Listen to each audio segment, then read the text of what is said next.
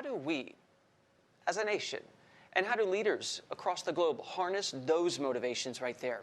What needs to be done to understand and implement a policy level, change out there to see more successful Uzbekis instead of Saipovs? I put some of those questions to Emily Tamkin, who covers these issues at Foreign Policy Magazine. What is the world considering when it comes to Uzbekistan and Uzbekis who travel or work abroad? Because they have to be more proactive, I'm guessing.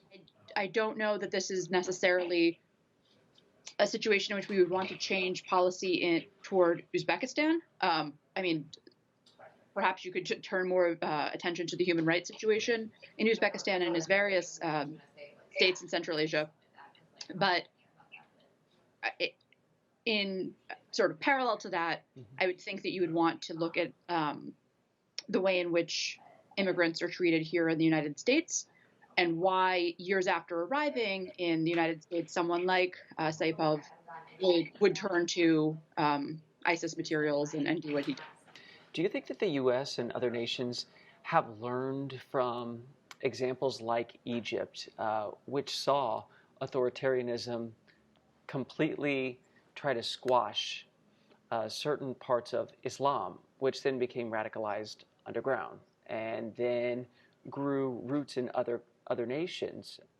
Yeah, I don't think that history has really been learned in that way. And I think that all you need to do to see that is see the way in which the United States authorities, and not all authorities, obviously, but certain segments of the U.S. government and U.S. media and U.S. pundits and U.S. citizens treat the Muslim community, including moderate Muslims, right, and sort of this othering even here in the United States when those elements come from those countries here. By elements, I mean, individuals who are trying to practice their religion. I don't know that that is the way to quell or quash extremism.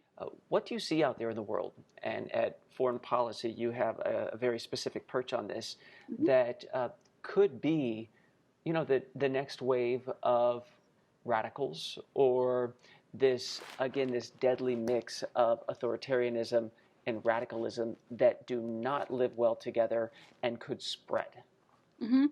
I would not want to equate the Russian government or the Russian regime to the Uzbek regime. Those are two completely different things. But I would note that Russian is, I believe it's the second most prevalent language in terms of Islamic State recruiting materials. Wow. And in part because because there are many Muslims in Russia. Second to Arabic? Second to Arabic, exactly.